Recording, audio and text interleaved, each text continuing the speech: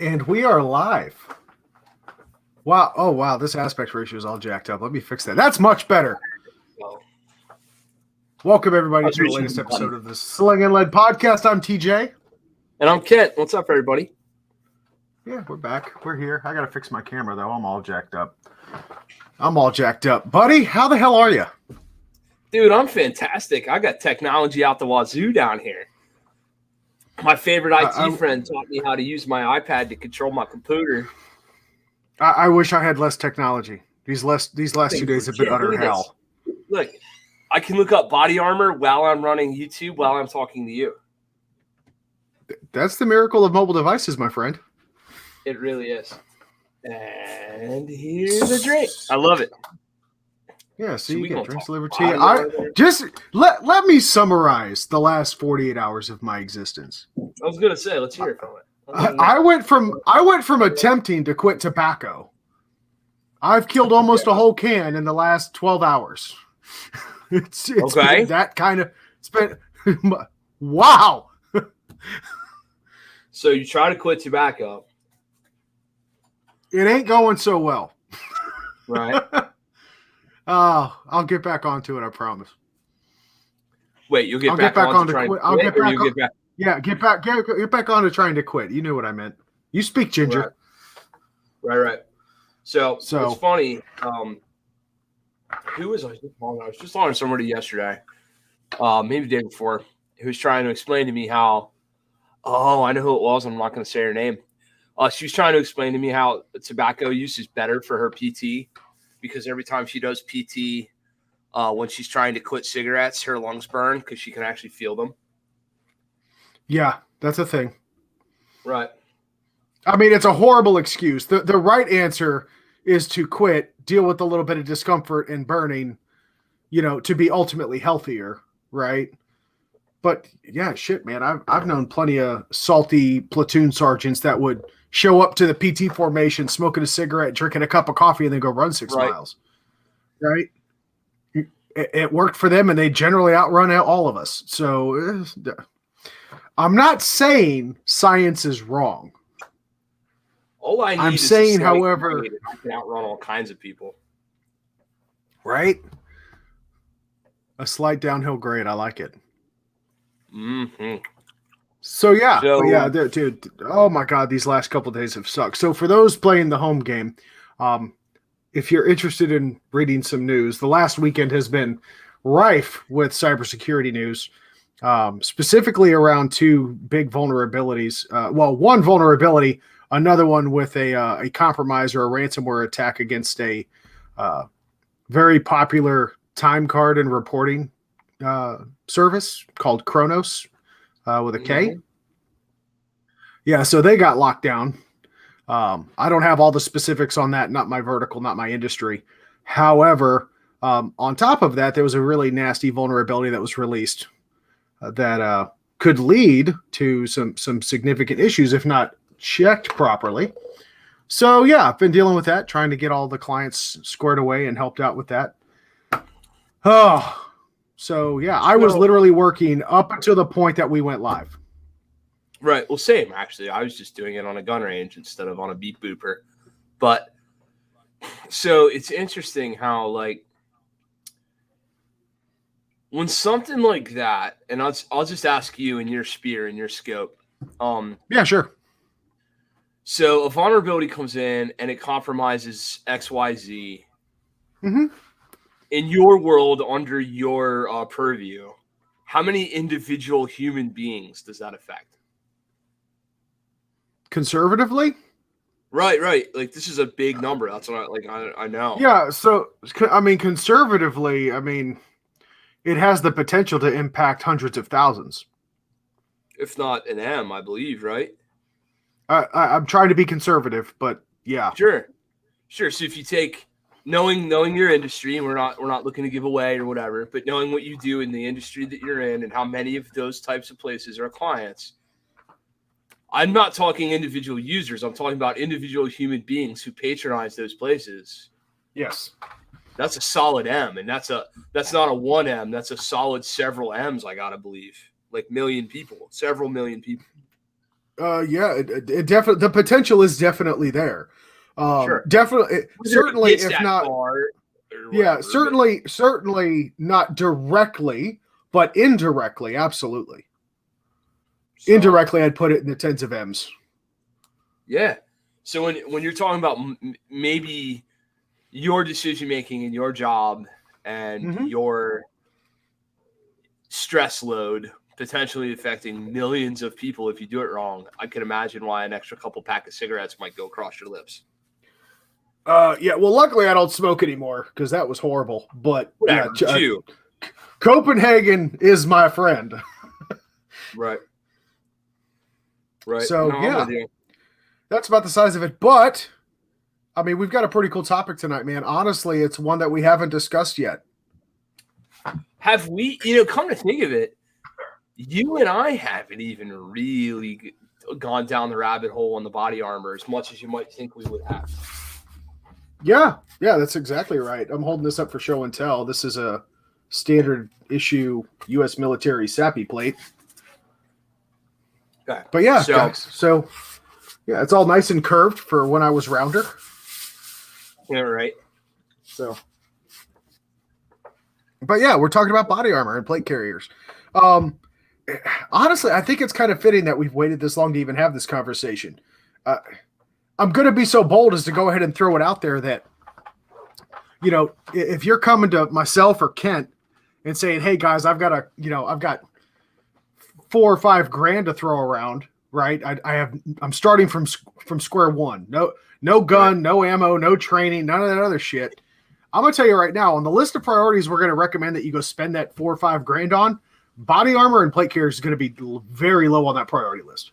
Perhaps maybe 95 items down. Yeah. Episode 95. You get where I'm going. Yeah. No, I get it. I'm picking up what you're putting down. But yeah, I mean, guys, look, it's one of those things I would categorize as a nice to have. Okay. But definitely not a must have. There's a litany of other things that you could spend money on, but inquiring minds want to know about body armor, right? We see the ads all over the place. If you watch this channel or you listen to this podcast, I can only imagine that you probably subscribe or at least patronize some of the, many other, gun tube creators that are out there. And at some point, you're going to at least stumble and trip over an ad for, maybe AR 500, Spartan Armor Systems, Safe Life, not to be confused with Safe Light, the auto glass company. But yeah, you're going to come across this and you're going to probably wonder, is this for me? So, all right. First and foremost, why?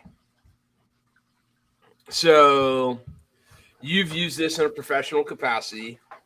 Yes, I have. The only professional capacity I've used it in is a training environment where it's it meets the level of PPE for what I'm doing at the moment.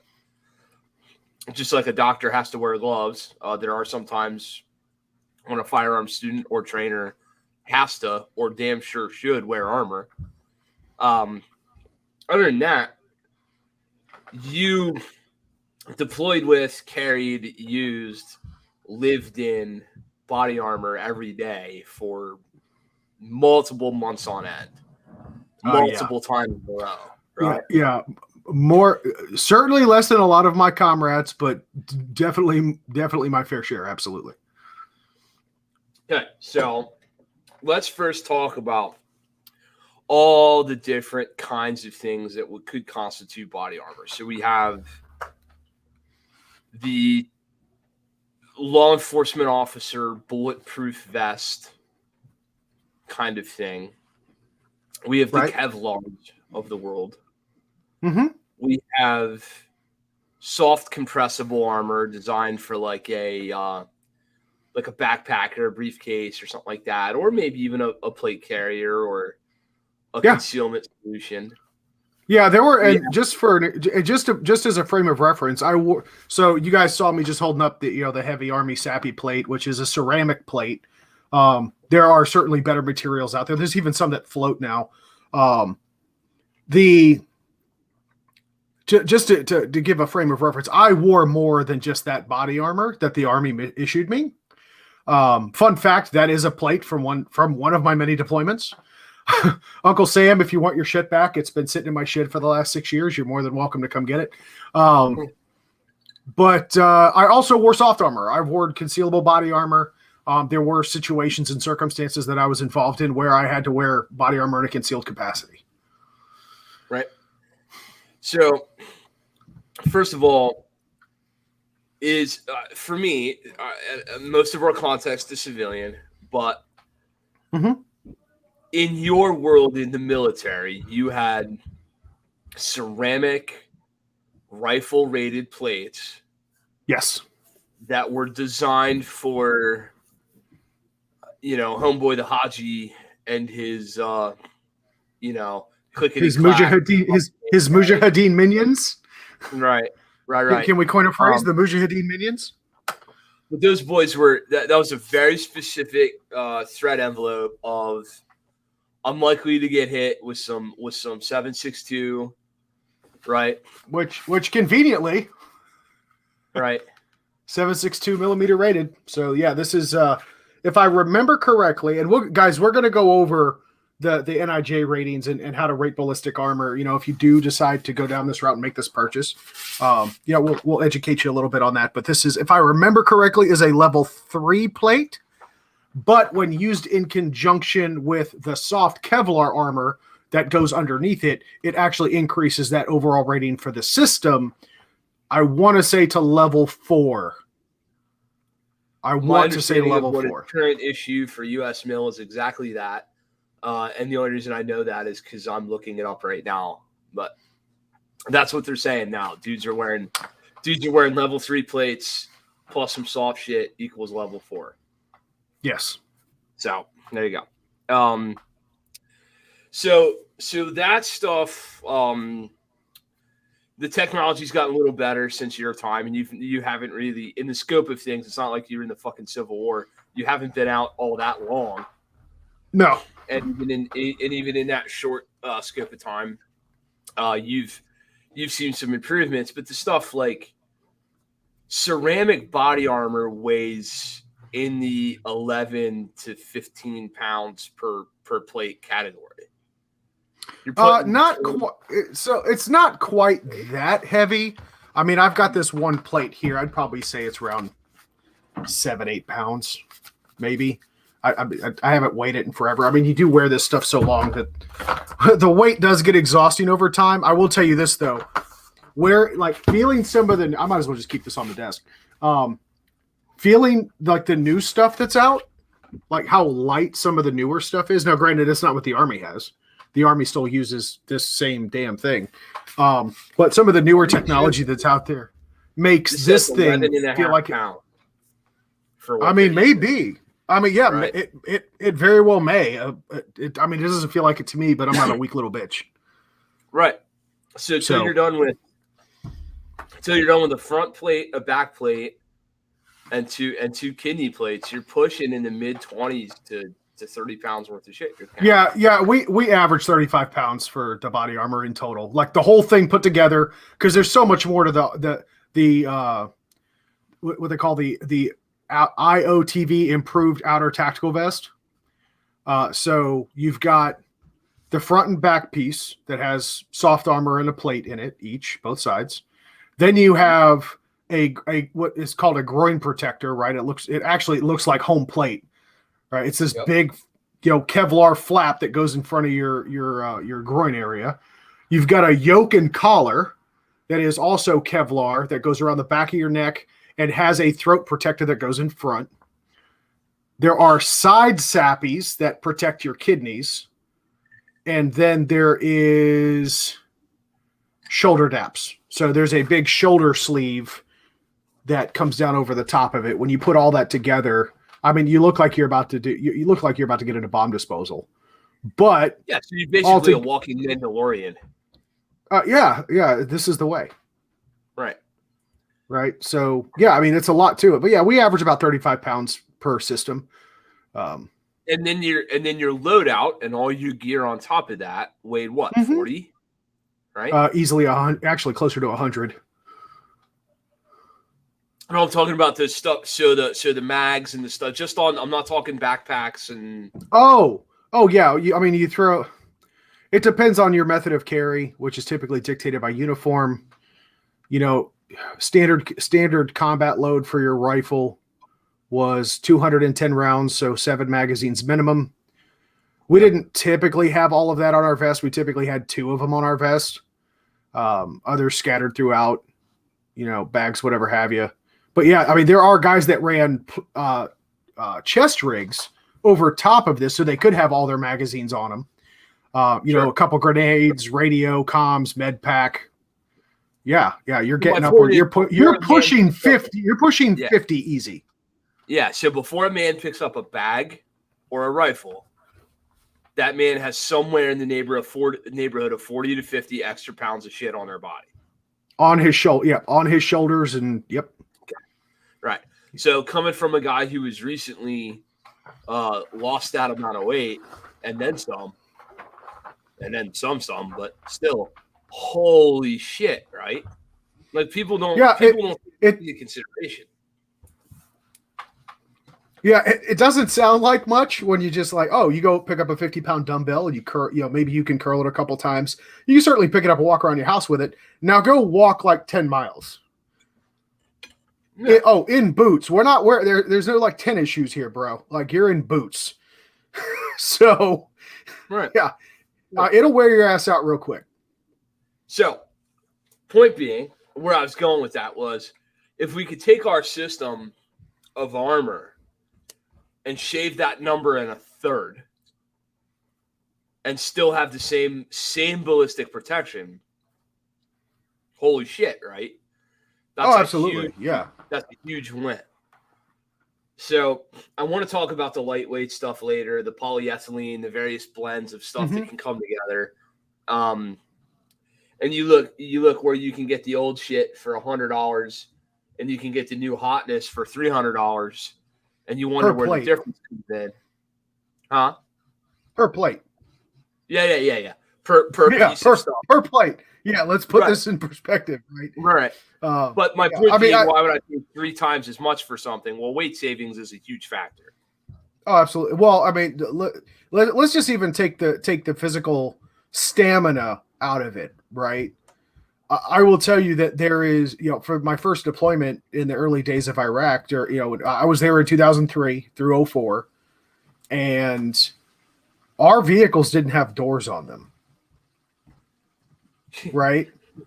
The concept being, we start taking contact, you move your ass, right? So let's remember the 3 core fundamentals of any maneuver unit: shoot, move, and communicate. Move is a big one. Right. So the agility that you gain from either having no armor or very lightweight armor is incredibly beneficial in a tactical environment. Sure. Especially when agility is a premium. God forbid, we're talking about using this stuff in my own personal context. I'm gaining a lot in terms of agility and physical capabilities and stuff as I get back into fighting shape.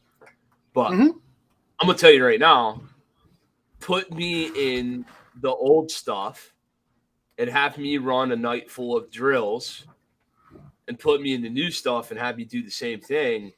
I promise you my stamina is better. If not, my shooting's better. If not, I don't feel like I'm going to effing die, right? Yeah, you certainly will not get home and be as prone to collapsing on the floor. No, for sure. Although I made my entire calorie move goal tonight in 2 hours of teaching on the range. It's because you're agile. We were freaking. It's really cool when you have somebody who you're like, hey, can we go 300 miles an hour tonight, please? Let's go. It was a good night. That's pretty cool. It's the little things in life, right?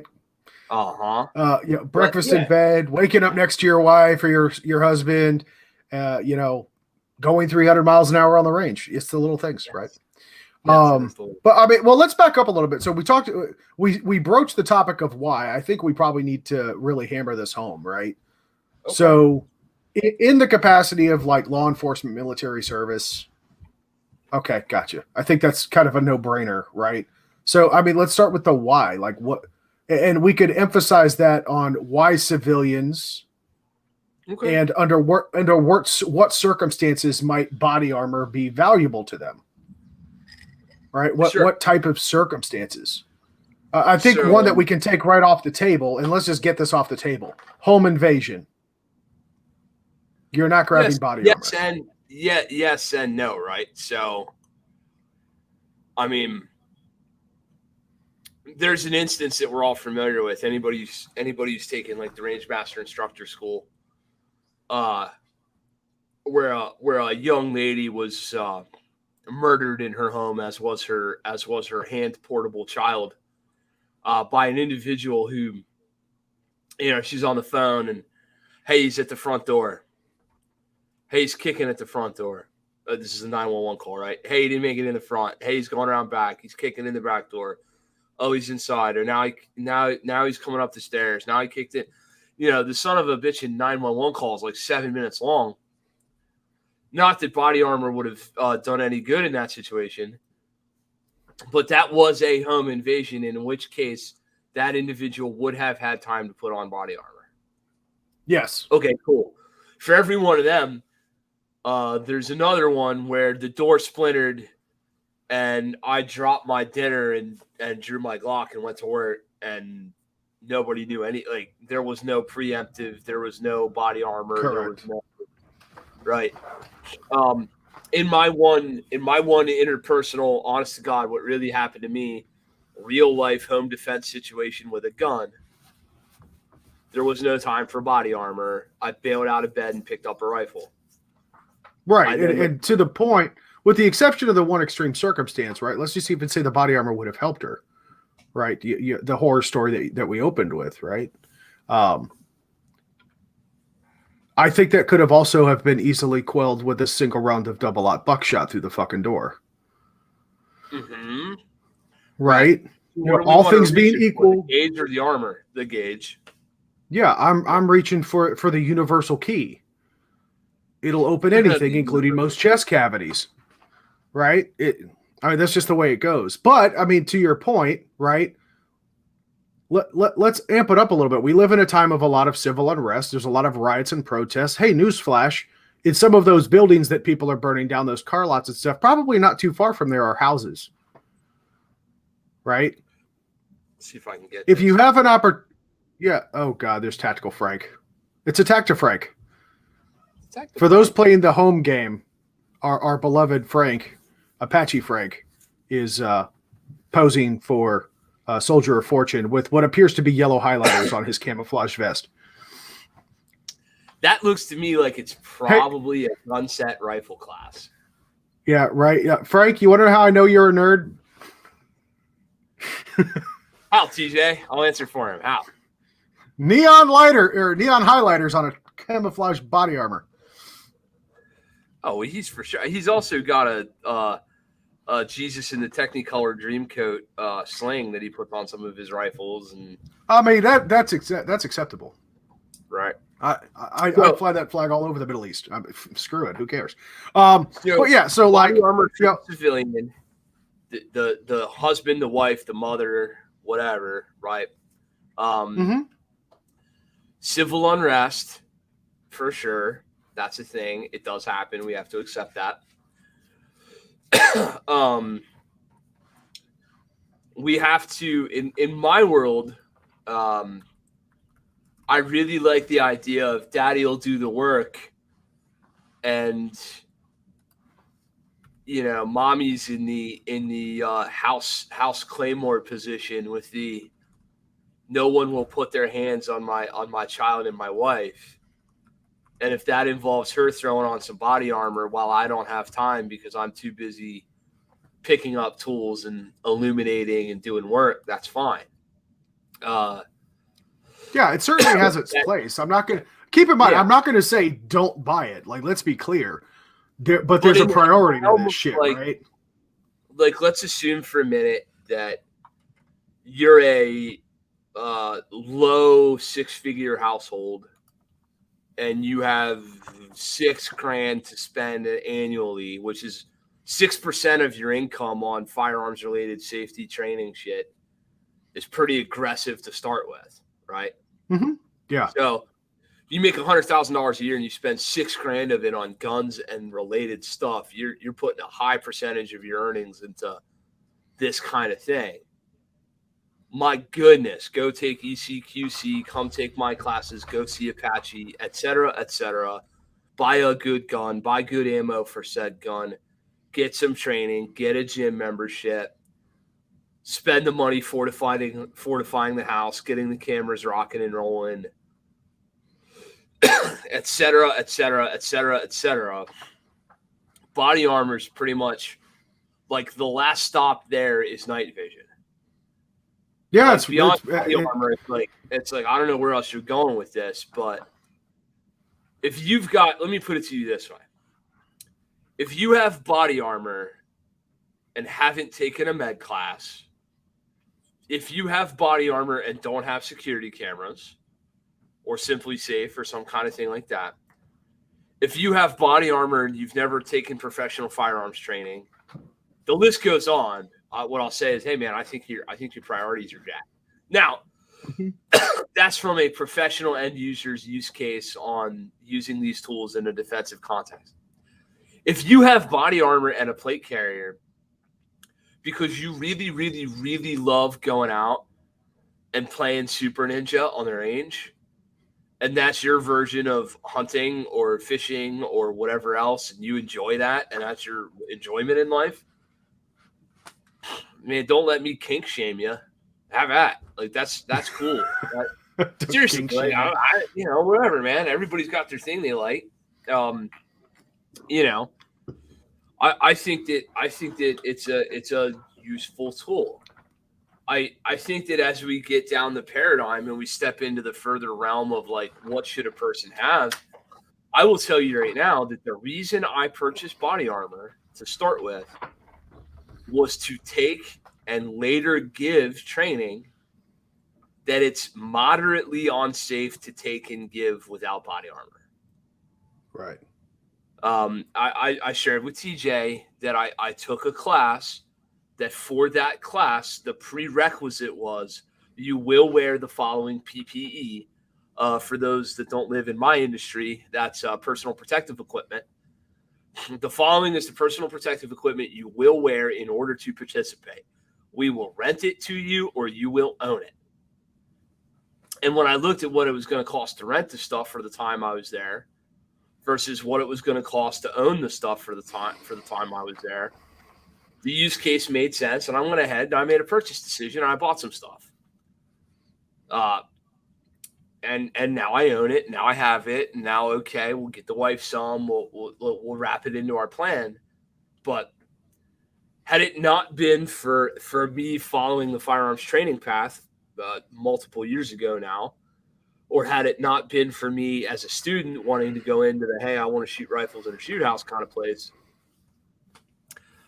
I probably to this day would not own body armor. Mm-hmm. So that's where I'm at. Yeah, it's so, and then there's the whole, if you subscribe, which I personally do, and this would have eventually led me there anyway. And I wish Mike Kinsey from Gunset was here so he could do a better job of being him than I can. But if you subscribe to the idea that every American male is responsible for the safety, well-being, and longevity of their community, to the point where you should be able to stand up in a militia context. And I mean, Sean, you're here. What's the deal? It was 200 some yard hit on a milk jug with a rifle or whatever the deal was. Yeah. If you ascribe to the Minuteman aspect, right? Right. Every person, in the true definition of well-regulated, right? Every able-bodied individual, if you want to follow the traditional context, male of the household, will have a rifle, a serviceable rifle, a X number of powder, X number of rounds. You will be equipped with the tackle and equipment that would be fitting the standing military at the time, right? So in this case, fast forward to modern day, an AR-15 pattern rifle, 210 rounds of ammunition, body armor, a helmet, serviceable boots and uniform, and inclement weather gear to keep your stuff dry, and to service said equipment, as well as the requisite skills that come along with those things. Sure. So the way it's all come about for me has been different than others, but the bottom line is I got it, right? Like, I'm there. The only piece of this I'm missing at this point is night vision. And let's be real, my daytime vision sucks too. So yeah, some powerful ass night vision. Some strong ass night vision you got there, buddy. Yeah, dude. Like, all that's coming to my mind is that scene from Django. I can't see shit out of this thing. Right. No. Can we at least agree the sacks were a nice idea? Yeah. No, but like, seriously, so other than having spent $12,000 on night vision or whatever it might be, the rest is in place for me. My vehicle is equipped. The med kits are all there. The food storage and shelter and all the extra stuff is there. My wife is equipped and capable. My son is dry firing with a Milwaukee little baby drill kit as we speak, and has been for the last like 3 weeks straight. It makes me just want to hug him to pieces. Like, you got it. Now you got to maintain it. You got to keep the skill set up. You can't get fat, lazy, or complacent. But hey, man, that's a large investment. And then the idea would be, right, that whatever investment I want to make in this stuff, you know, do I want to go online to www.punisherskull.com/body armor/ whatever and buy some stupid bare bones setup that isn't even really right or wasn't even really right from the start? Or do I want to make an investment just like everything else? Buy once, cry once. So one of the things that I want to get into on this is the ridiculous snake oil, non-industry standard silliness that comes with ballistic helmets and body armor. So there are a couple of this is going to be interesting. Let's go for this. I'm down. Sure. So there's assumptions that are made. You know, we paid the following 11 YouTube celebrities to test our body armor with the best specifications in the industry. This body armor will stop 7.62 by 51 NATO. Okay. Fantastic. What's the still sucks to get shot with it. What's the back face deformation look like? I don't want to talk about that because the back face deformation punched out the center of your chest. Well, guess what? You're still gonna die, just like 10 minutes later. Yeah, cracked sternum and punctured lungs is a bad way to go. Right. It felt like we took a Louisville Slugger and went full retard on your chest. Well, then you're not okay. This didn't work, right? Although I will admit that the at least have the cojones to do what the inventor of Kevlar did. And that was shoot himself at point blank with a 357. Yeah, like, oh no, this shit works. Bam! Oh shit. Yeah. Are you okay? I'm fine. I'm okay. Yeah. I'm still standing, ain't bleeding, motherfucker. Let's do this. Pass me that steak and a cigar. We're good. Right. Well, there's that guy like now on the YouTube, Google machine, Facebook bot, Metaverse, whatever that, where the dude's like, owner of ballistic armor company gets shot in his own product. And he's good, and then you show the extended cut, and the ambulance comes in, and he's like, oh, this isn't good.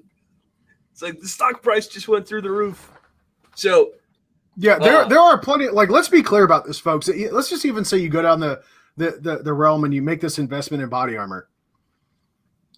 It increases your survivability rate if shot in that armor.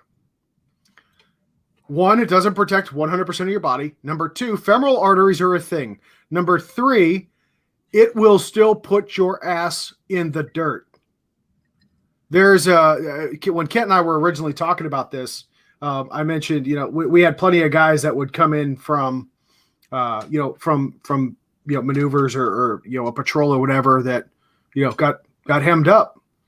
Still, luckily, still alive, still breathing, but definitely hating life. And like, hey, what happened? Like, oh, yeah, I just did a vibratory check on my armor, or got vibe checked on my armor.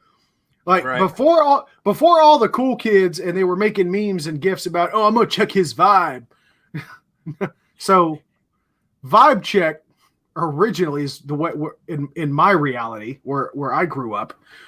Vibe check meant that your armor took a pretty significant hit, and it was checked for resiliency through violent vibration. Right. So these guys, you're going to get put on your ass. You're going to get the wind knocked out of you. You're definitely not fighting much longer. Right. You're going to lay down like, okay, I'm just going to take a nap here for a little bit. Just wake me when it's over. It sucks regardless. So let's be clear about that. Another thing to consider is that there's a lot of body armor that's not necessarily multi-hit rated. Well, yeah. So that was where I was going next. This will stop 762 by 51. Once. But it won't stop XM93. What? This will stop 762 by 51, but it won't stop the most common rifle round on the face of the planet. Yeah, steel core penetrators are a bitch. Dude, XM193. This won't stop 55 grain Walmart ammo. Oh, yeah, that stuff sucks. But it will stop 308. Okay. So if my door gets kicked in by a bunch of fuds with bolt action hunting rifles, I might have a shot. But if the neighborhood kid who went to, Cabela's for his rifle that he's going to murder me with kicks in my door, I'm going to have a problem? About size of it. Like that idea. Well, and keep in mind, 7.62 by 51 NATO is a very specific cartridge. 30-06, which is probably what Grandpappy got if under your FUD scenario, that 30-06 or that 7mm Magnum, or God help you, that 300 win, it's not going to be a good day for you, Tater. Mm-hmm. But yeah, I mean the smaller rounds, right, or the smaller cartridges. To your point, XM193, 55 grain ball. Okay, let's just say hypothetically it will stop that. A lot of rifles out there and chambered in things way more stout than a 308. Right, but the assumption, my point is the marketing ploy and the failure in assumption that most people make is that if it stops X, it will stop everything up to X. Oh, no, that's absolutely false. Which is entirely false, right? Now it is fair. Now, here's where it gets tricky.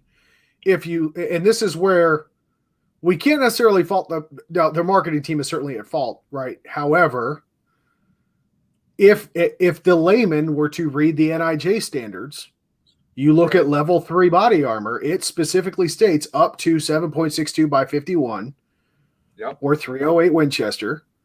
You can presume or interpret that to equal anything up to that grain weight or that level of kinetic energy, anything of or at that level of kinetic energy. So 150 grain, 168 grain, traveling at 2,500 feet per second, probably kinetic energy wise about the same at varying distances as, a 55 grain bullet traveling at 3,000 feet per second. Certainly up there. They're definitely close with, the 223, 5.56 round being obviously less kinetic energy than a 7.62 by 51. But yeah, I mean, you're right. The fact, and it really comes down to the failure with that. Let's just even say it does, right? That the marketing gimmick is correct. Multiple hits is the key in that regard. Okay, expand on that. This plate is ceramic. If I drop it and it lands on any of the perimeter, it is non-serviceable. It is no longer good. Just like a motorcycle helmet. You drop that thing at all, and the entire structural integrity of that device is now questioned, is now vulnerable. Yep. Right. If I drop it on a corner and that makes it unserviceable, anything more than one round, and I'm not taking chances with it. Now is better to have than, is it better if you're going to take multiple rounds? It's better to have body armor than none. But the point is that round one you could, let's just say you still may have a chance at fighting. Rounds 2 plus, no, not happening. Right. Because the whole thing just caves. So that's when we look at the more modern stuff, and if you look at the armor that's worth a damn, aside from being more expensive, it's generally more expensive not just for the efficiencies you gain and the lack of a strain on the human body and your physicality, your stamina and endurance, but also the ability to take multiple rounds and still be serviceable and functional. Right? You have not. What does serviceable and functional mean? So let's be real clear in our definitions. That to me means I'm capable of fighting to continue my own survivability. Yes. Not I'm capable of my buddy TJ dragging me out of here to live to fight another day. Because especially within a civilian context, you probably ain't getting drug away. Ain't nobody coming for my dumb ass. Like, whatever has happened has happened. I'm it. So, yeah. So, and honestly, that's where the trade-off happened. I could even prove this with, trends in the market. One of the reasons that people even favored more expensive, or I should say heavier plates. So we start talking about AR-500 armor, the stuff that's made out of the same shit steel targets are made out of. Right. And at that hardness rating, right? They can take multiple hits and not deform, not puncture, but they're practically double the weight. Yeah. Right? Yeah. Still not fun. And of course, Frank and the rest of the crew in the chat has mentioned, anti-spalling technology and coatings. If you look, you can be a hard charger all you want. If you want to go get some AR-500 armor, that's made out of steel, multi-hit rated, and you say, I'm going to, I don't care how much it weighs, I'm going to soldier through it. More power to you. Make sure you get stuff that's specifically coated to fight spalling. Spalling, for the uninitiated, is when a round impacts a hard surface, it explodes essentially, right? It's not a fireball or anything like that, but you have a hard surface being struck by a softer metal object. That softer metal object is going to disintegrate and throw fragmentation, spalling, in a 360-degree pattern, 100 degrees parallel to the surface that it strikes. Right? What is direct? If I hold this plate against my chest, Kent. Yeah. Right? So if this is the plate and it hits this surface and it goes in a 360-degree pattern at 180 degrees from the plane that it strikes, what's directly above this plate? Yeah, one of my many chins. Right. Your face. Your face, chins. I mean, down below if you're seated, your femoral arteries, things like that. It's just like ricochet damage, right? Ricochets can kill, so can spalling. I know him. Yeah. Mr. Spalling? No, Mr. Rick O'Shea. Oh, no. I see what you did there.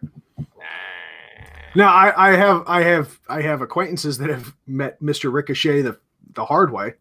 Oh, yeah. Yeah, no kidding. So hold on. In an IDPA match. Yeah, you got shot, bro. So small story on this. It was at the gun store I worked at so long ago.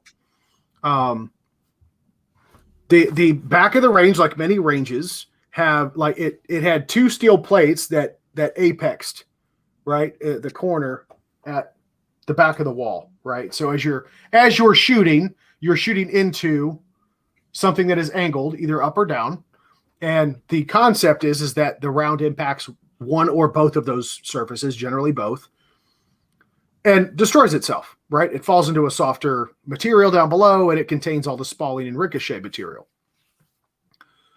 However, in this one particular instance, that apex where the two plates met, a round hit perfectly right in the middle of that and sent it right back towards the firing line. Luckily, the round was destroyed, but what came back like a fucking ninja star was the copper jacket on this 9mm round and spun across this dude's neck and almost hit his jugular. Now, the downside was the gentleman that was in charge of the range that was teaching that particular class was an older gentleman. He was retired. He was probably in his late 60s, if not early 70s. Still very spry for his age, but folks, let's be honest. We all age, right? Your skin isn't as pliable and resistant to cuts as it is at the age of 70 as it might be at, say, 30. Dude bled like a stuck pig. Now, luckily, we were able to get him treated, and he was fine. He survived the incident. But, that's just an example of how dangerous this shit can be. And that was just the copper jacket. Yeah. And somewhere 25 yards away. Somewhere there's a meth head that would have dove in front of that copper jacket just to get the copper. Mm-hmm. Dude, I'm telling you right now, so Frank's talking, Doc got hit with a jacket at TACCON last year. I swear to God I got hit with a round. Like a whole ass hunk of lead. Knocked my ear pro off. Yeah, like, OFF, off. Yeah, this stuff happens. Like when you wear an ear pro, and the funny thing is my batteries went out in my inner ear pro, like my hearing aid looking ones. So at the last minute, I had to go to my backups, the old Howard Lights or whatever. I would have never known this even happened because, well, thankfully it didn't hit my head or my ear. It hit my ear pro.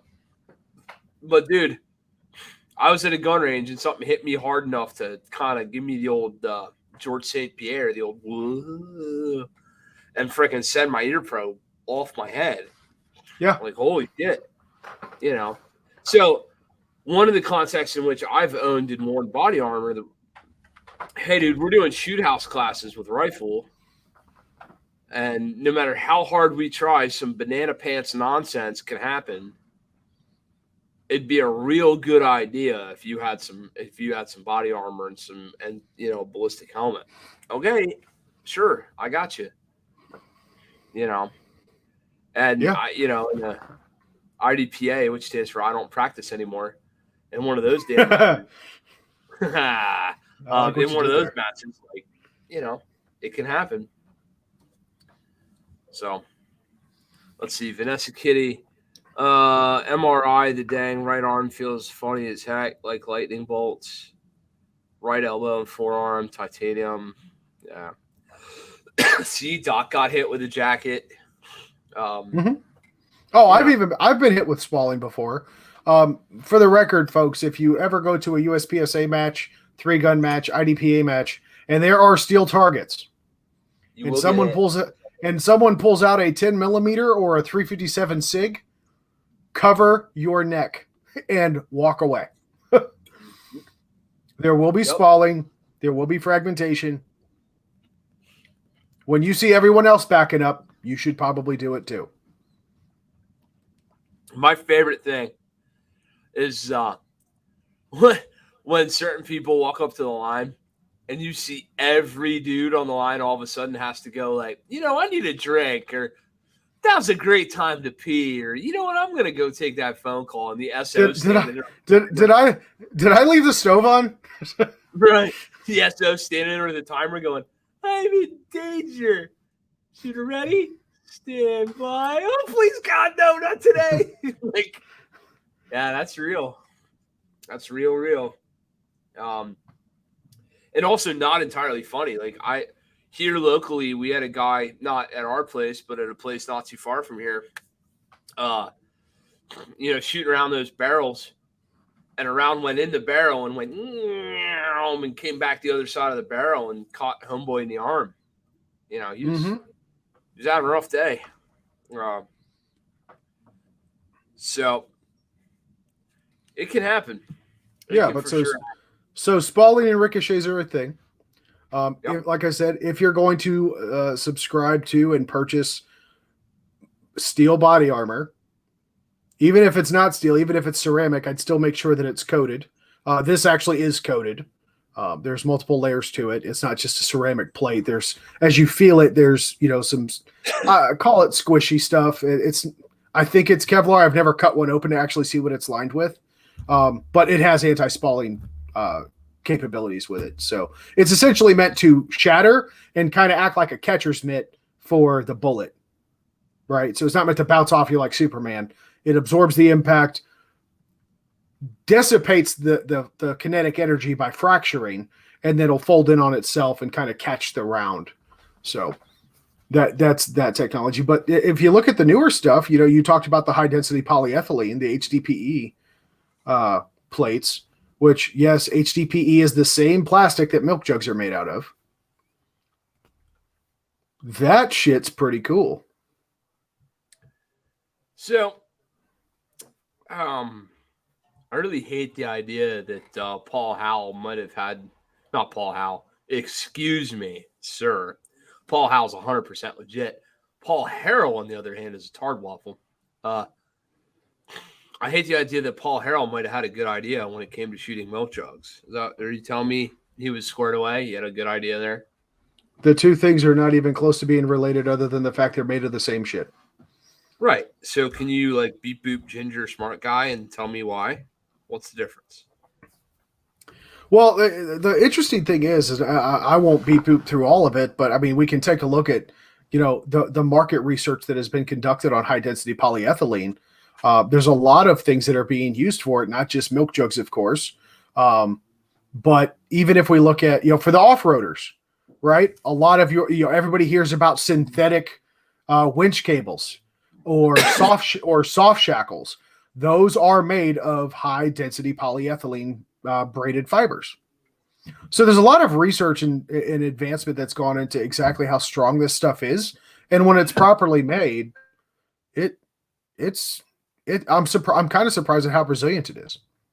But the reality situation is it came about out of, at least from a body armor perspective, for a desire and a need to improve on the technology, which I will say this for the military industrial complex. They move slow, but damn it, they do make some when they make an advancement, it could be pretty awesome from a technology perspective. They started looking into it. We saw the dragon skin body armor that the military was investigating, which actually turned out to be horrible shit, by the way. I'm entirely unfamiliar with that. So dragon skin body armor, if you envision dragon skin, right? The scales layered upon scales, or snake skin or whatever. Imagine that, but instead of, a leathery, fleshy scale, it is a few layers of Kevlar. Okay. So you can Google it. There's plenty of images available for it. But that stuff was being toyed around with in 2007-ish is when that stuff first started coming out. I knew a few guys that bought it on their own. It was far more flexible. So again, we're going to the agility aspect of it. The weight savings wasn't substantial, but the flexibility and the agility, the comfortability of wearing that shit was better. But it wasn't vetted and it was never vetted and approved for U.S. military service. But there are guys that will buy their own shit just because they don't believe that the technology the military gave them is adequate. And that's an understandable perspective. Then we also ran into this issue with the body armor that we were wearing. We actually ended up having some guys drown. Yeah. We had guys drown. So in Iraq, there is the Tigris. Yeah, there's the Tigris River and the Euphrates River. I know. And they're actually quite large river. They're pretty big. I'm just generally in denial about rivers of the Middle East. Oh Jesus. I set it right up. Ladies and gentlemen, that was a full-scale grand slam. The bases were loaded, and I got him. Oh God. The moment's passed. Anyway, but yeah, I mean, so we had guys doing patrols on small boats, And yeah, there was one that capsized, and we ended up losing a guy because of it, because he couldn't get his body armor off in time. That's why if you look at military vests now, one of the first revisions or innovations that they made to it was a tearaway tab. So these things are actually held together by a couple of braided steel cables that are coated and woven through all the connecting points. Right. So if you're on fire, by the way, that shit burns too. So if you're on fire, if you're underwater and you need to dump the 50 pounds that is pulling you to the bottom, you grab the ripcord, pull it off, and the whole thing falls off of you. Like, it just completely comes apart. Nice. So that was a cool innovation. I don't have that. Right. So now I would argue that if we're talking about like your average, at least what most people are wearing today, like the cool guy stuff, you're talking about, a little bit more of a lower profile plate carrier that just has it looks like a tank top, right?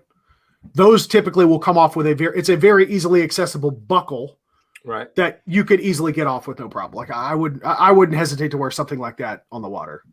I wouldn't. However, they're like, hey, this is kind of a problem. By the way, this shit's heavy. Is there a lighter material that we can replace this shit with that is, one, not only as durable, if not more durable, lighter, and floats? And no shit, there are body armor. I don't know if they're high density polyethylene, but it would not surprise me. The ones that the military had. I don't know if they float, or if those did float, but I don't know if the ones the military had were HDPE.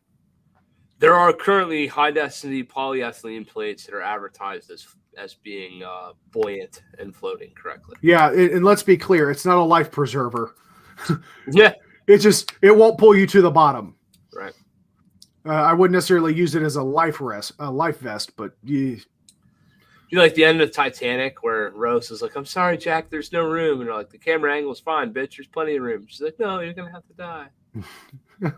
I must mask that I had an affair.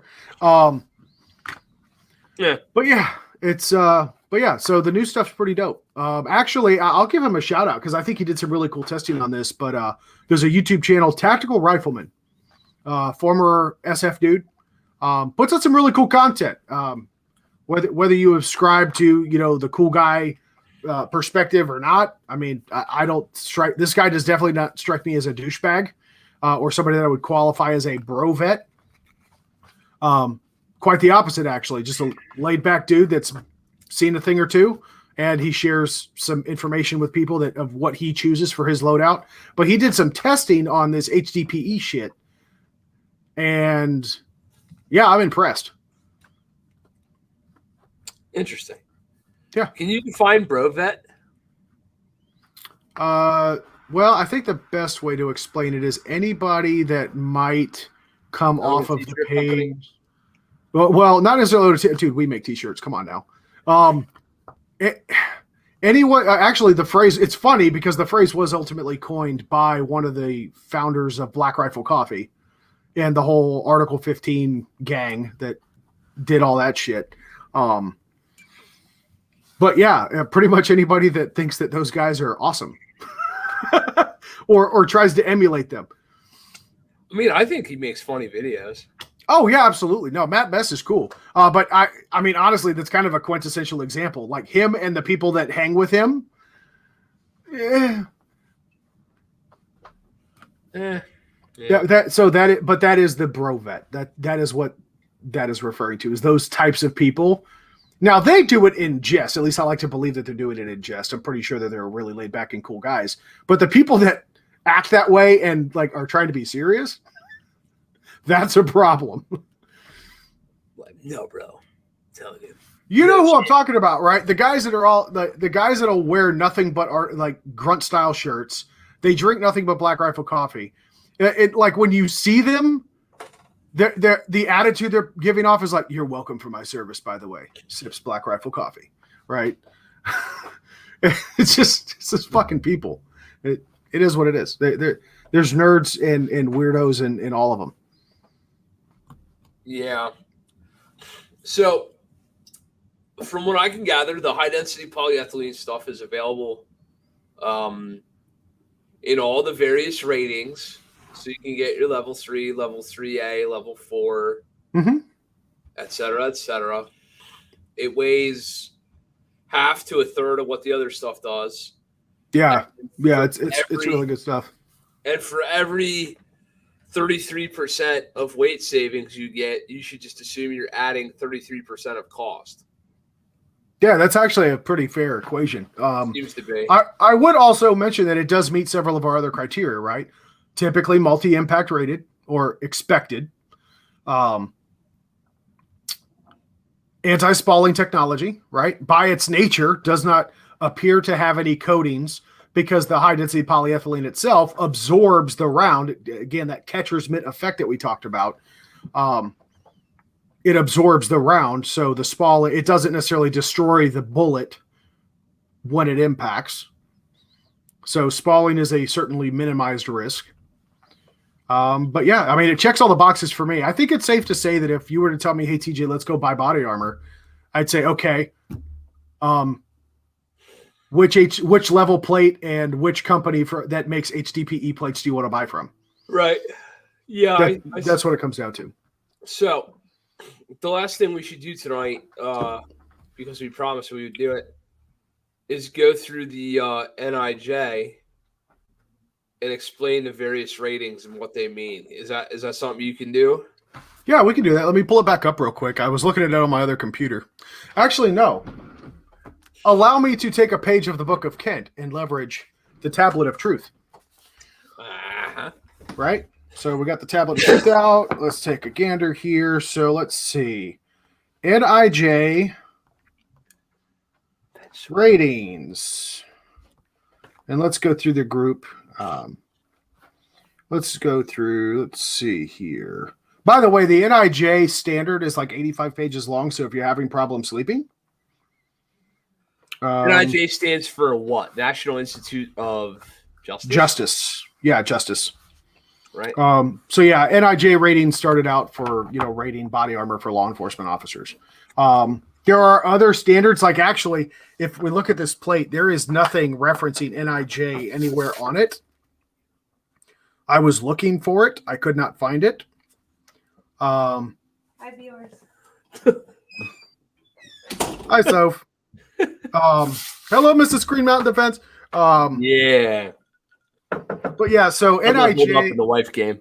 Yeah, so NIJ has been kind of a de facto standard, although there are others. So hold on, so real quick, National Institute of Justice.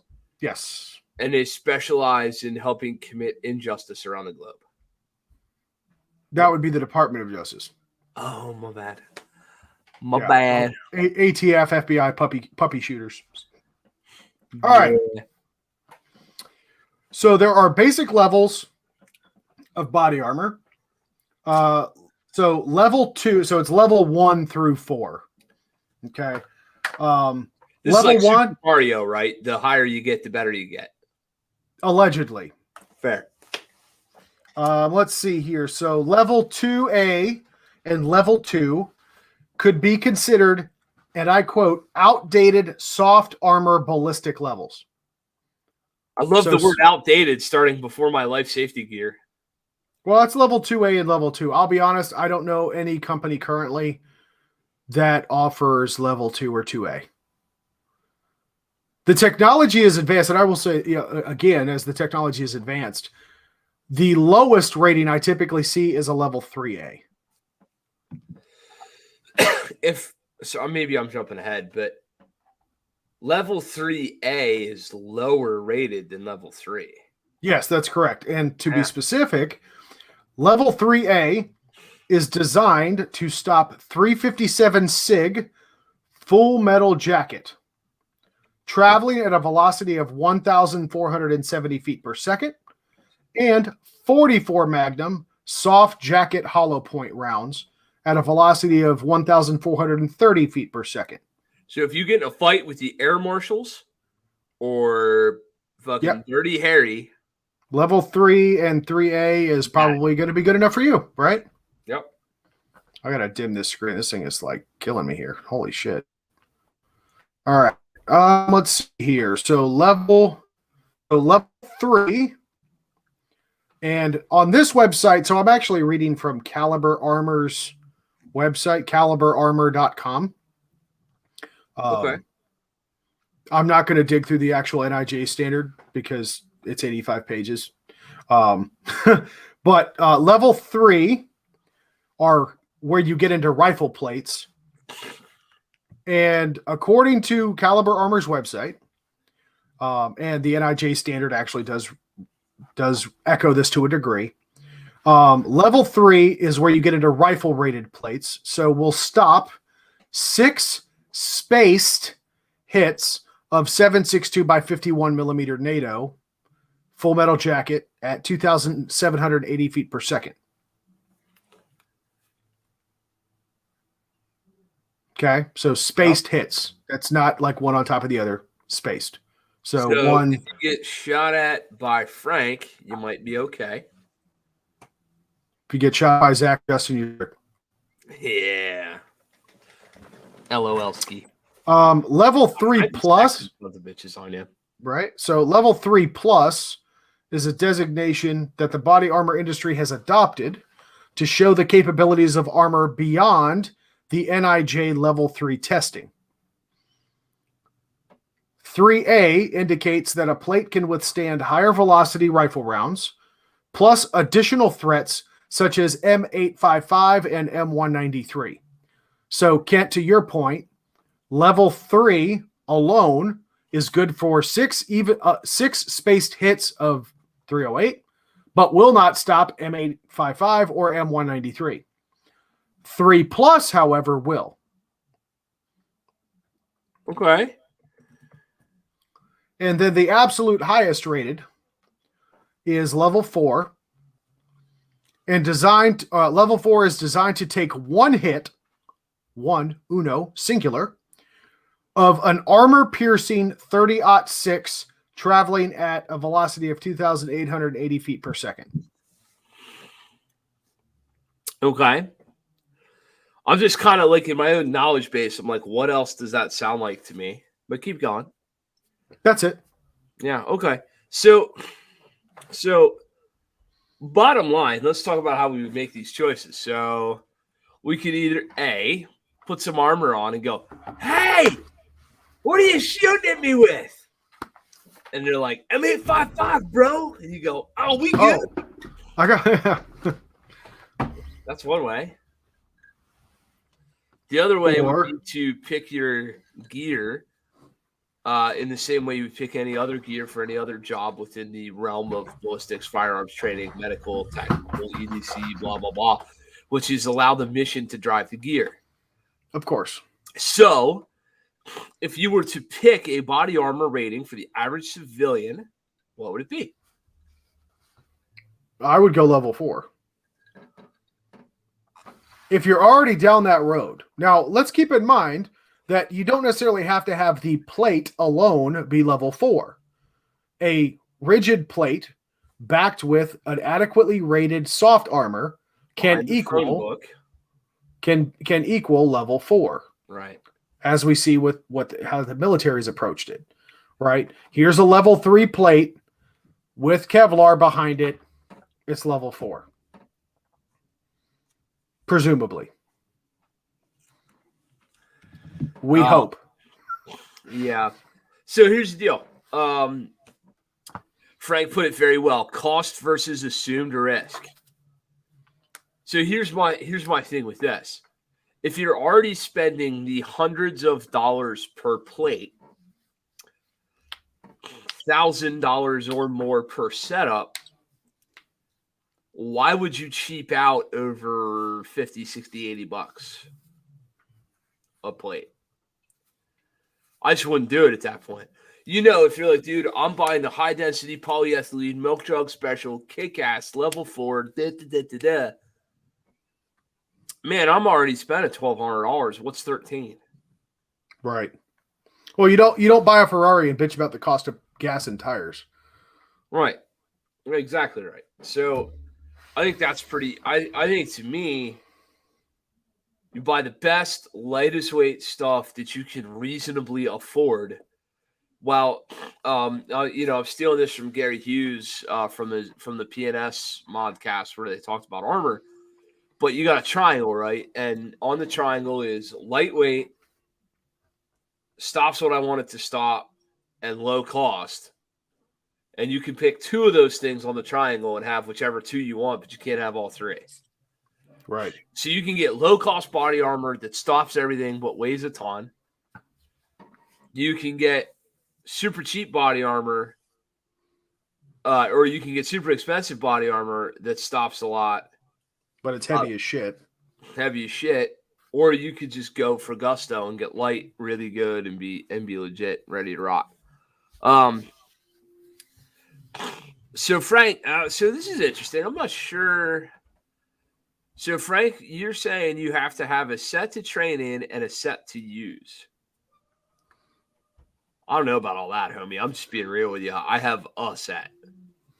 Well, no. So if we look at what he's referred to, right? 1, training, right? Typically a hostile environment, or typically a hard use environment. I would argue, if you're training correctly, the hardest use your equipment will ever be put through.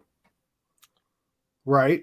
Hold on, I might be misassuming something. Let me ask him for clarification. Yeah. See. Okay. So Sean's on the track. Yeah. If you drop it and it gets fucked up. No, that's not where I was going. I was thinking Frank was saying train with the lightweight shit. Oh, no. No, that's not what he was saying. My apologies, Frank. I'm with you. So you're gonna beat the shit out of the stuff you have, and then the stuff that's real for real. This is the whole 2 is 1, 1 is none when it comes to carry guns approach. You should have the same carry gun that you have your training. Okay. All right. I'll take that. Yeah. I thought Frank was saying you should train in the lightweight shit or train in the heavyweight shit and then have the real good stuff for real or something like that. I mean, you could go that route with it too. No, that's not what he meant. What he meant was 2 is 1, 1 is none. You're going to ruin the shit you train in, so you better have some shit on the back burner for real. Yeah. I'm not at that point. I have some, and that's it. But okay. So let's harken back though to the reasons why. I think so. I feel like we've covered the body armor piece really well, but given, and we touched on it a little bit, but knowing what you know now, let's just say, Etch-a-Sketch, Kent doesn't own body armor. Under what circumstances, other than the home invasion example that we gave, would you see yourself wanting to have body armor? Yeah, I mean, when Biden becomes president for the 4th term, that could be a problem. For me, it's a training thing. It truly was because a certain class made me buy some stuff or made me rent some stuff, so I got it. So that's it. I will say that there have been times when I've considered in the realm of civilian firearms training, some concealable, lightweight, flexible stuff has occurred to me. Like it might be good to wear some body armor because this dude is awful and he's going to accidental murder me. So I could see a use case for that, but I mean, so there's all that stuff, and then there's the freaking, oh my God, the world has ended. The bridge has been burned. Damn the torpedoes, they're coming. Whoever they are, insert they here. You choose who you're afraid of in the world, and they're on the freaking march, and they're coming to your house, and you need body armor. Okay. Well, I'll tell you right now, I need training in med skills and all kinds of other things way more than I need body armor. And to be real honest with you, I'm just going to be giving my 1 to 8 freaking optic and my SBR a serious workout while I make you regret coming to my house in the first place. And at a certain point, maybe the body armor comes into play, maybe it doesn't. But yeah. So I'm just fighting the urge to buy it. Let's throw it up on the screen and talk about this because this is interesting. Yeah. So Sean, go ahead. Sean Fowler, Gunset Firearms Training. He's an AI or adjunct or whatever you want to call, the dudes that work in firearms training companies that don't own them. So he's working for Scott over there at Gunset. He says he's fighting the idea of buying the body armor because he doesn't want to be that guy, the tactical Timmy dude, right? I want training to have a legit educational benefit. Yeah, Sean, look, dude, you could spend $1,000 on a hotel room and a weekend to go see Craig Douglas for ECQC, or you could spend $1,000 on body armor. And if you wanted me to place bets on what will take Sean back to his family sooner, ECQC wins every day, all day, twice on Sundays by a long, wide margin, not even close. Mm-hmm. So, if you get to be like this dude over here, and I'm sitting here next to multiple binders full of certificates from gun training companies, and you really have had the training and you really have been there, done that, blah, blah, blah, blah, blah, blah, blah, I guess maybe I would say, bro, do it again. Like, go take an OEC class, go take a wilderness first responder class, go take a TCCC class. Get your. Yeah, I mean, hell, there's a million things I can think of that you could throw in a backpack to have weight. If you want to do like weighted experiences, like on the range for whatever, dude, go get you one of those $40 vests from Target in the workout section where you can put little lead weights all over the damn thing, and let that be your. I mean, shit, fine. Now, that being said, if you want body armor, yeah, right, go for it. And I would argue, don't screw what other people think. Right? You know why you're doing it. You don't owe an explanation to anybody. But don't let just the fear of being the tactical Timmy or that guy stop you from achieving your aspirations and goals. The same people that would call you tactical Timmy would call you the same thing for going to get training with like Craig Douglas or Apache or Kent. If you went to more than one firearms training class in a year, you're gonna be easily branded the tactical Timmy at the water cooler at the office the next day. Wait, hold on real quick. Sean, congratulations. You are tactical Timmy. Welcome to the club. Right. I don't know if well, hold on. We've got enough tactical Timmys. Can we have a strategic Sean? Can we do that? Yeah, oh, shit. Sean, you got your own name. I like that. Strategic Sean. Well, instead of tactical Timmy, you'll be strategic Sean. So here's what I'll tell you, right? Your body armor, and this is not directed at Sean because Sean doesn't need to hear this so much. But I'll tell you right now, dude, your $1,000 worth of body armor is like 5 or 6 years of a quality gym membership. Oh yeah.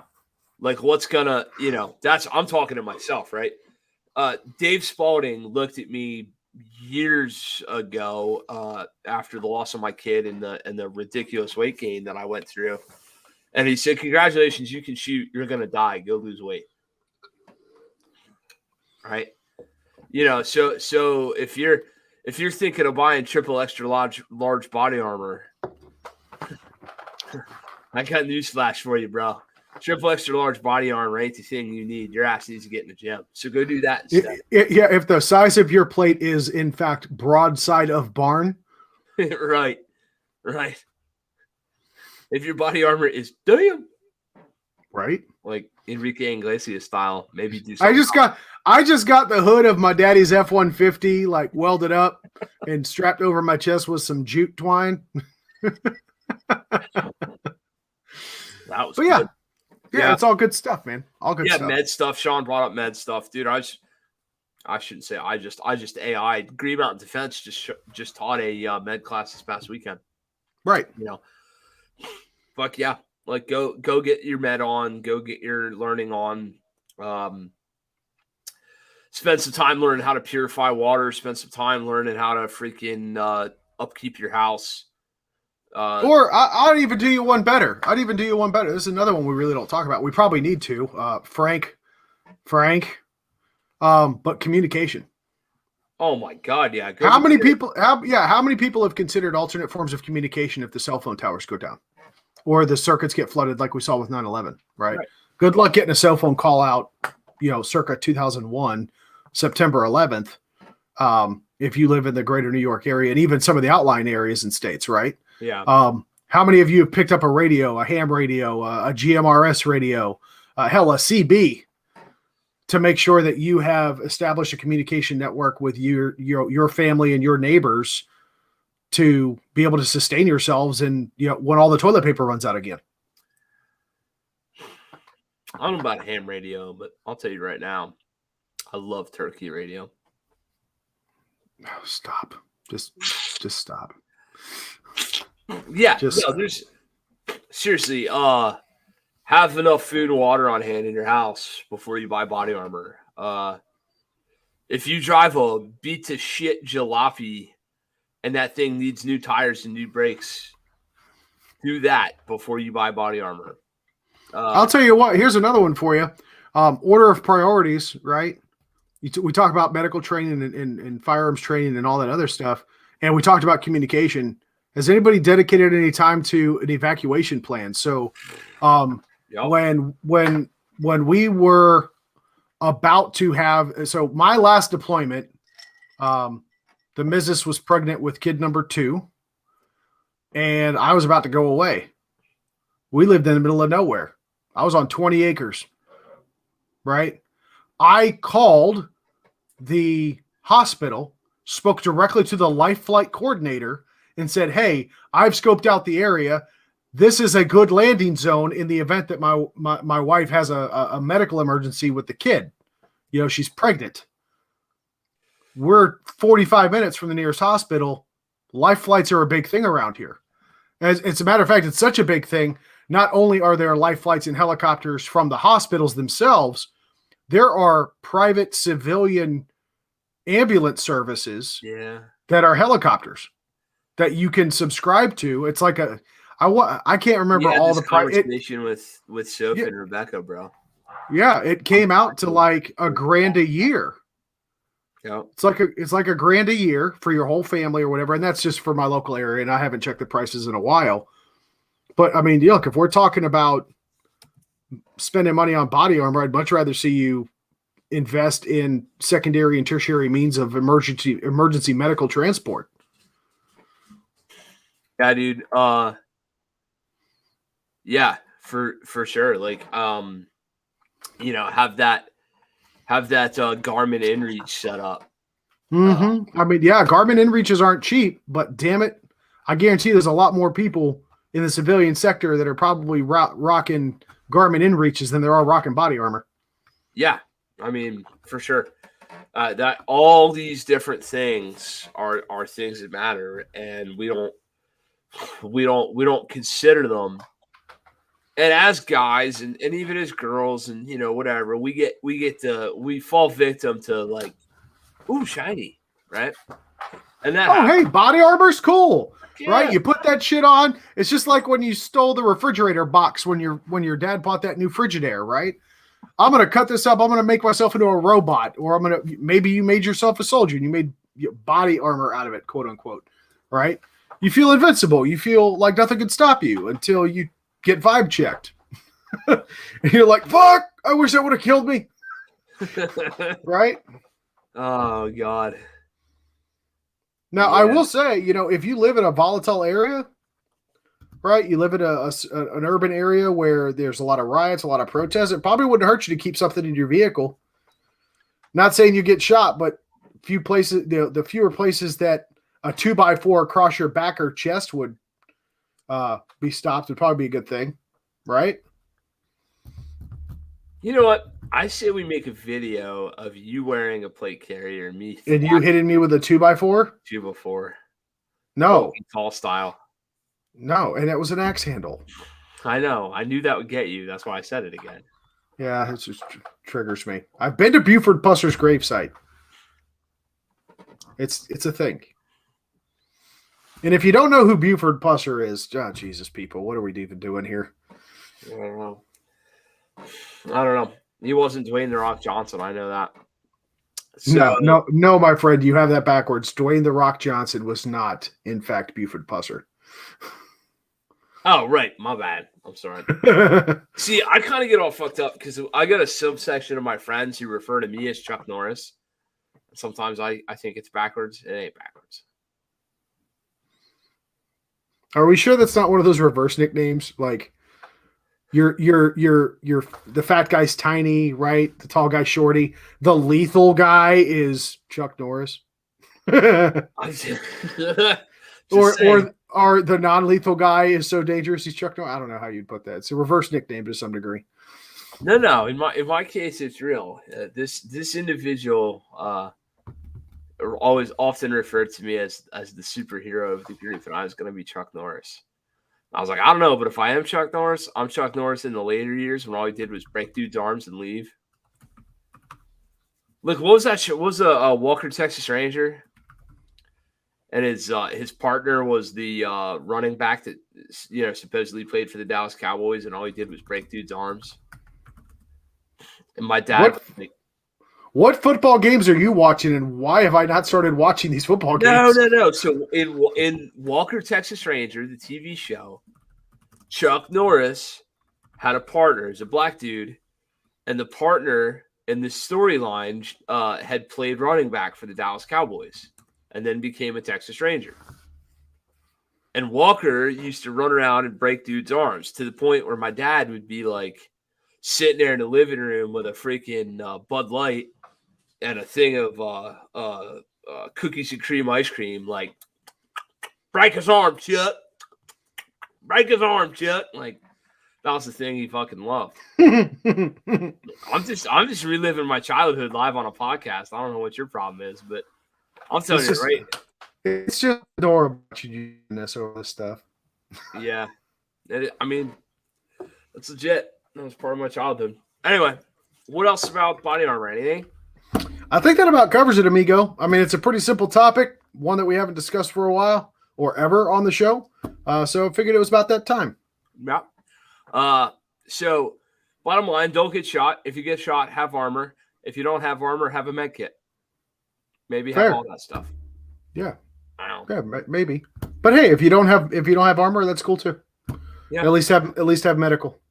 Yeah, Phoenix is going out right now and buying body armor because it's the most important thing to her. And this has been the most fun episode she's ever listened to, and she's super enthralled and engaged. Maybe. Or maybe not. Did you see my question? No. Where was your question, Phoenix? I'm sorry. LMAO, you said drove through a tornado. Does that count? Driving through a tornado absolutely counts. Good point. I don't know. Phoenix, you got a question? I don't know. Yeah, driving through a tornado counts for something. I don't know what it counts for. I heard driving through a tornado kind of blows. Don't get it twisted.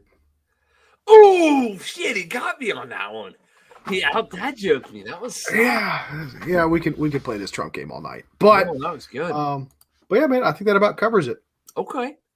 Should we like podcast less and sleep more? Is that what we should do now? Should we go to bed? Well, I actually get to go right back to work after this, so that's. Oh, you're still beep booping on all this?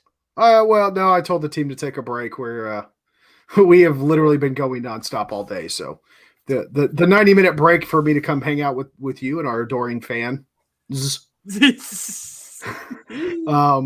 Always worth it, man. So, but yeah. So let's see. We don't have a body armor sponsor, so www.insertplaceholderhere.com. If you want to buy body armor, that'd be a good place to start. Yeah, I'm down for that. Yeah. So hold on, questions. Oh, so you just being serious? So Phoenix wants to know: do they make shields out of the armor stuff? Like, whoever they are, probably somebody. I mean, yeah. There's ballistic shields that you can buy. I would argue that it. I think she's probably talking about like Wonder Woman shield. I don't think she's talking ballistic like riot shields. I mean, they make bulletproof, quote unquote. For those that can't see me, I'm doing air quotes. Bulletproof shields that have a window that you can see through. Some of them even have lights on the front of them. Not really useful when you're by yourself. Phoenix is talking about like the Wonder Woman's gold shield that's made out of the same thing that her chastity belt's made out of, or whatever the fuck like that. That's probably you and I watched completely different Wonder Woman shows growing up. Again, so Chuck Norris is breaking dudes' arms with a Emmett Smith guy. in football. I don't know what to tell you. That's my childhood. So it's kind of like the Mandela effect, right? Right. Have you ever seen the movie Shazam? Yeah. Oh, no, that was Kazam. Oh, see? This is the Mandela effect. You're on the right side of the spectrum. The Matrix has not gotten you yet. No, and although I have never seen my neighbors bring in groceries. Ooh, see? That's how you know the world's a simulation, man. It's run by lizard people. So www.greenmountaindefense.com/affiliate-links is where you can support our show. If you want to hear more lizard people nonsense, ballistic shields, or if you would like to buy gun stuff at reasonable prices from people who pay us a small percentage for bringing up their names on the interwebs, that's where you can do it. greenmountaindefense.com/affiliate-links. Please, if you're going to buy gun stuff anyway, you might as well support us. Speaking of support, allow me to interrupt you this time. Folks, we're coming down to the end of the year. That means that our charity run for the shirts that we currently have available on our Teespring store is going to be getting shut down at the end of the year. So go ahead and make those purchases. We got Christmas right around the corner. Some cool designs out there. Go patronize our Teespring store. Those all proceeds for this year will go to charity. So go patronize that. They're going to go to some great charities. So Charity is the name of my illegitimate daughter. Wait, you have one of those? I mean, that's what the child support checks are for? Yeah. There's some fella named Judge told me I had to pay a lady. So there's that. I was thinking if someone was breaking into your home, see, Phoenix is still over here being serious. Home, you're not going to have time to put on armor, but a shield next to the bed might be handy. No. Just no. Just no. Get training, grab a gun, have an emergency evacuation plan, right? When Kent roller skates, the earth rotates around him. and we officially have Chuck Norris jokes for Kent. That's awesome. And he's going to live on that one for a while. But folks, on that note, we really appreciate your support. We love and truly appreciate all of you. We appreciate the lively chat. Once again, greenmountaindefense.com/affiliate-links. If you want to support the channel and buy some awesome, cool stuff, go support our Teespring store and give to charity. Again, if you don't want to buy the shirt to give to charity, by all means, you're encouraged to donate of your own volition. Medical training. We've talked about medical on the show tonight. Of course, darkangelmedical.com. Code BB15 will get you 15% off at checkout. Although with it being Christmas time or near Christmas time, I'm pretty sure he's got a pretty significant discount going on his website for that. We do ask, however, though we get no kickbacks from Kerry Davis over at Dark Angel Medical, that you do put the Sling'N podcast sent you in your order notes and comments so that Kerry knows that we're showing him some love. With that, folks, that's all we have for tonight and this week. We will see you. Oh, what? God damn it. God damn it. Half of this is my podcast. I get to sell training. Okay, you did. No, I didn't. The whole episode has been about getting training. Well, yeah, I know. But www.greenmountaindefense.com/training. We've got a bunch of defensive pistol metric classes on the books. Come take privates. Come take med class. Come take handgun fundamentals. Come take defensive rifle metrics. Yes, we've changed the name of the rifle class. It's going to be called defensive rifle metrics because it's the same fucking class. We just changed guns. Yeah. And we're going to be coming to Ohio to shoot with Gunset. We don't have a date for that yet, but that's a thing. And we've got Chuck Pressburg, Tim Herron, Scott Jedlinski, Ashton Ray, and Tim Kelly and the Apache crew all coming here within the next year. So, yeah.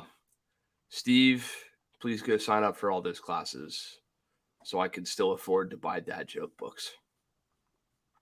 And I've spent. You good now? You good? Yeah, I think. I guess. Are we good? You sure? Wait. Hold on. Wait. There's more. There isn't more. Okay. Folks, that's all the time we have for this week. We'll see you next week. Till we see each other again. God bless you all. Take care of each other. Get out and shoot. Bye, everybody.